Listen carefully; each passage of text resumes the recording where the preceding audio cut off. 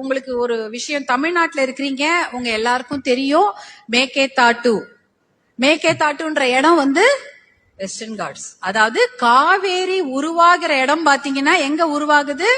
குடகு மலை. அதாவது வெஸ்டர்ன் காட்ஸ்ல மேற்கு தொடர்ச்சி மலை கூர்ல உருவாகி கர்நாடகாவில போய் வருது, தமிழ்நாட்டுக்குள்ள நுழையுது. தமிழ்நாட்டுக்குள்ள நுழையிற இடம் தான் பிலிகுண்டுன்னு சொல்லுவாங்க. அது நான் தர்மபுரி மாவட்டத்துல வருது, என்னுடைய சட்டமன்ற தொகுதி இல்ல, பட் பிலிகுண்டுன்றது தர்மபுரி மாவட்டத்தில் வருகிறது. அதாவது மேகேதாட்டுனா என்ன அர்த்தம்னா ஆடு தாண்டுகின்ற பூமி. தமிழ்ல அந்த ஊருக்கு ஆடு தாண்டின்னு தான் பேரே மேகேதாட்டுவுக்கு. அதே போல பிலிகுண்டுனா புலிகள் இருக்கக்கூடிய விழம். பிலின்றது கன்னட பாஷையில போல இருக்கு, தமிழ்ல புலிகள் நடமாடும் இடம் தான் பிலிகுண்டு. அந்த பிலிகுண்டுல தான் காவிரி தாய் நம்ம தமிழ்நாட்டுக்குள்ள வராங்க, கிருஷ்ணகிரி மூலமாகவும் வருவாங்க. அப்போ உள்ள அங்க நுழைஞ்சு ஒகேனக்கல் நீர்வீழ்ச்சி நிறைய பேர் போயிருப்பீங்க. ஒகேனக்கல் ஃபால்ஸ்ல அந்த காவிரி கொட்டி, அதுக்கப்புறம் சேலம், அப்புறம் பெண்ணாகரம், அந்த பெண்ணாகரம், தர்மபுரி, சேலம், மேட்டூர் டேம ஃபில் பண்ணுவாங்க. அந்த காவிரி தாய் தண்ணியாக மேட்டூர் டேம் போயிட்டு, அதுக்கப்புறம் ஈரோடு, கரூர், நாமக்கல், அதுக்கப்புறம் திருச்சி, கல்லணை, இதுக்கெல்லாம் போயிட்டு அதுக்கப்புறம் கடைசியா தான் பூம்புகார்ல தான் அவங்க முடிஞ்சு கடலுக்கு போறாங்க. இதுதான் ரூட் மேப். இதுல பாத்தீங்கன்னா அவங்க காவிரி தாய் ஓடுற இடம் கர்நாடகால இருக்கு இல்லையா, அது முழுக்க முழுக்க சரணாலயங்கள் இருக்கக்கூடிய பகுதி, வைல்ட் லைஃப் சாங்சுவரிஸ் அதிகமாக இருக்கக்கூடிய பகுதி. அதாவது அந்த காவிரி பேசின் இருக்குல்ல, அந்த காவிரி பேசின் சுத்தி இந்த பக்கம் சரணாலயங்கள் நிறைய இருக்கிறது. குறிப்பாக காவேரி வைல்ட் லைஃப் சாங்சுவரி, வனவிலங்கு சரணாலயம், காவேரி சரணாலயம். அதே போல மாதேஸ்வரன் மலை சரணாலயமும் அதை சுத்தி தான் இருக்கிறது. அதற்கப்புறம் பிலிகிரி ரங்கசாமி கோவில் டைகர்ஸ் சாங்சுவரி, பிலிகிரி ரங்கசாமி கோவில் புலிகள் சரணாலயம், காப்பகமும் அங்கதான் இருக்கு. கிட்டத்தட்ட காவிரியை சுத்தி இததான் இருக்கு. இப்ப மேகேதாட்டுன்றது தமிழ்நாட்டுல இருந்து ஒரு 4 கிலோமீட்டர் தூரத்துலதான் இருக்கு. மேகேதாட்டு டேம் கட்டி விட்டார்கள் என்றால், மேகேதாட்டு டேம் கட்டக்கூடாதுன்னு நம்ம சொல்லிட்டு இருக்கிறோம். மேகேதாட்டு டேம் கட்டிட்டாங்கன்னா இத்தனை சரணாலயங்களும் தண்ணியில முழுகிடும். ஏன்னா நீங்க யோசிச்சு பாருங்க, ஒரு டிஎம்சினா என்ன? ஒரு டிஎம்சி அப்படின்னா ஒரு அடி கியூப் எடுத்துக்கோங்க. அதாவது 1000 million cubic feet of water. 1000 என்றால் 3 0, மில்லியன் என்றால் 10 லட்சம், 1 லட்சம்னா 5 0, 10 லட்சம்னா 6 0. இந்த 6 0வும் 1000ல இருக்கிற 3 0 சேர்ந்தா 9 0. அப்ப அது கியூபிக் ஃபீட்னா ஒரு அடி இருக்கு இல்லையா, ஒரு அடி ஸ்கேல். அந்த ஒரு அடி ஸ்கேல்ல நீங்க ஒரு கியூப் பண்ணிட்டீங்கன்னா அதுதான் ஒரு கியூபிக் ஃபீட். நம்ம சொல்றது கிட்டத்தட்ட ஒரு டிஎம்சினா கிட்டத்தட்ட இந்த 1 பக்கத்துல 9 0 போட்டுக்கணும், அத்தனை தண்ணி. அப்ப அந்த ஒரு அடி கியூபுக்குள்ள எத்தனை தண்ணினா 28 லிட்டர் பிடிக்கும். அப்ப 28 பக்கத்துல இத்தனை ஜீரோவும் போட்டுக்கோங்க, 9 0 லிட்டர் ஆஃப் தண்ணி தான் ஒரு டிஎம்சி தண்ணி. இத்தனை டிஎம்சி தண்ணி எங்க தேக்கி வைப்பாங்க? அதுக்கு டேம் கட்டினாங்கன்னா எங்க தேக்கி வைக்க முடியும்? இது மேகேதாட்டுல அவங்க கட்ட போற டேம் உடைய அளவு எவ்வளவு தெரியுங்களா? 70 டிஎம்சி.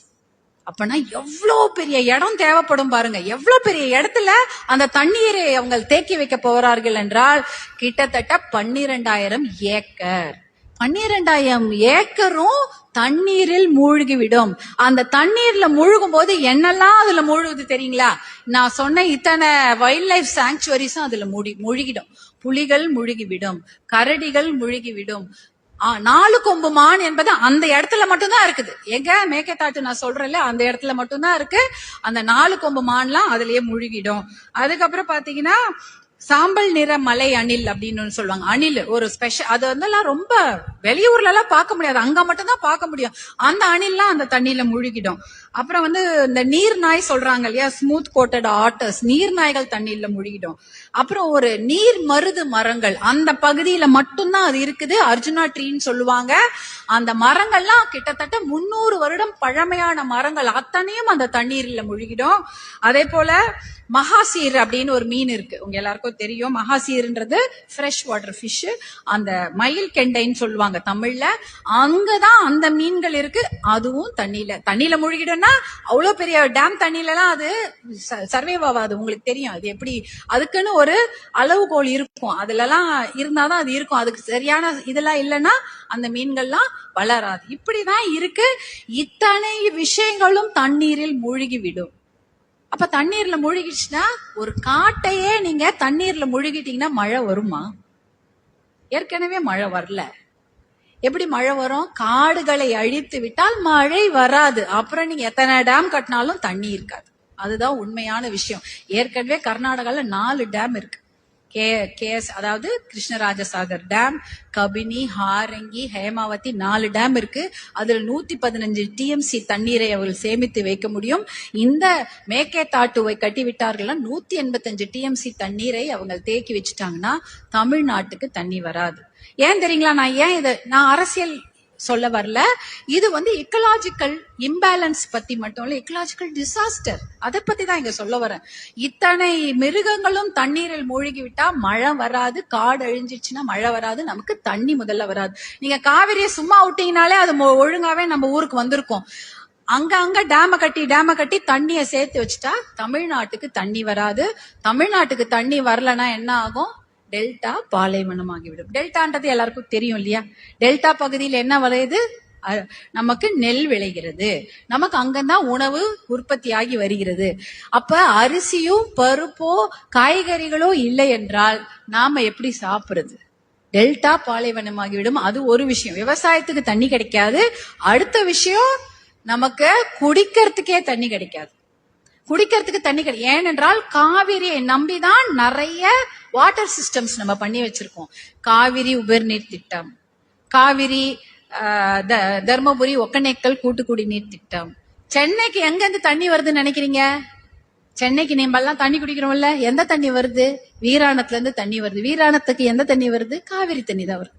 இப்ப காவிரியில அங்க டேம கட்டி தண்ணியை நிறுத்திட்டாங்கன்னா சென்னைக்கும் தண்ணி வராது. அதே சமயம் காவிரி குண்டார் இணைப்பு திட்டம்னு ஒண்ணு இருக்கு. அது நினைச்சிட்டு இருக்கிறோம் சவுத், அதாவது தென் தமிழ்நாட்டுக்கெல்லாம் காவிரி ஏன் வரப்போகுது? அது எங்கேயும் இங்க இருக்குது, இந்த ஓரத்துல நம்ம இருக்கிறோம். அப்படி இல்ல, காவிரி குண்டாறு இணைப்பு திட்டத்திலயும் காவிரி தண்ணி தான் அங்க போகுது பாதி ஊருக்கு. இப்படி காவிரி இல்லை என்றால் 28 மாவட்டங்கள் அவுட் ஆஃப் நம்ம ஊர்ல இருக்கிற மாவட்டங்களை 28 டிஸ்ட்ரிக்ட்ஸ்ல தண்ணி வராம போயிடும். ரொம்ப கஷ்டம். அதாவது மயிலாடுதுறை, தஞ்சாவூர், நாகப்பட்டினம், திருவாரூர், கடலூர், திருச்சி, எல்லா ஊர்லயுமே தண்ணி வராது, சென்னை உட்பட. குடிக்கிறதுக்கு கூட தண்ணி இருக்காது. அதனாலதான் இந்த மேகேதாட்டு ப்ராஜெக்ட் எக்கலாஜிக்கல் டிசாஸ்டர் மட்டும் இல்ல, நமக்கு தமிழ்நாட்டையே பாலைவனமாக்கும் ஒரு திட்டம். இதை தான் நம்ம கடுமையாக எதிர்க்க வேண்டும். இது ஏன் உங்ககிட்ட சொல்றேன்னா, நீங்க எல்லாம் குழந்தைங்க கிடையாது, பெரிய பசங்க. உங்க எல்லாருக்கும் இந்த விஷயம் தெரியணும். எது நம்மள நாளைக்கு அஃபெக்ட் பண்ணணும்னு உங்களுக்கு விஷயம் தெரிய வேண்டும். ஏன்னா இந்த ப்ராஜெக்ட் வந்துச்சுன்னா நம்ம தமிழ்நாட்டுக்கு தண்ணி கிடைக்காது, ரொம்ப கஷ்டம். குடிக்கிறதுக்கு கூட தண்ணி இருக்காது, விவசாயத்துக்கு தண்ணி இருக்காது, சாப்பாடு இருக்காது அப்படின்ற விஷயத்த நீங்கள் தெரிந்து கொள்ளுங்கள். நாங்க கிட்டத்தட்ட 4 நாட்கள் பசுமை தாயகம் சார்பாக மருத்துவர் அன்புமணி அவர்கள் கரம் கோப்போம், காவிரி காப்போம், மேகதான அடை கட்டுவதை தடுப்போம் என்ற ஒரு நிகழ்ச்சியை 4 நாட்கள் தொடர்ந்து நடத்தினாங்க. வில்லிகுண்டு, பெண்ணாகரம், தர்மபுரி, நான் சொன்னேன்ல அந்த ரூட் மேப், காவிரி தாய் நம் தமிழ்நாட்டுல எவ்வளவு தூரம் ஓடுறாங்களோ அது வரைக்கும் அதை நடைபயணம் நடத்தினாங்க. யோசிச்சு பாத்தீங்கன்னா கர்நாடகால 320 கிலோமீட்டர் தான் காவிரி தாய் ஓடுறாங்க. ஆனா நம்ம ஊர்ல 420 கிலோமீட்டர் ஓடிக்கொண்டிருக்கிறார்கள். நமக்கு 400 டிஎம்சி தண்ணீர் வர வேண்டும். ஆனா கொடுக்கறது 177 டிஎம்சி தண்ணி தான். பாத்தீங்கன்னா கேரளாக்கு 30 டிஎம்சி, அதே சமயம் பாண்டிச்சேரிக்கு 7 டிஎம்சி, கர்நாடகாவுக்கு 284 டிஎம்சி தான். இவ்வளவுதான் அவங்களுக்கு டிஎம்சி. ஆனா தமிழ்நாட்டுக்கு தான் அதிகமான உரிமை, 404 டிஎம்சி. ஆனால் அதை குறைச்சு இன்னைக்கு 177 டிஎம்சி ஆக்கிட்டாங்க. என்னடா இது மேகேதாட்டு பற்றி சொல்றாங்க, யானைக்கும் இதுக்கும் என்ன சம்பந்தம் நினைக்காதீங்க.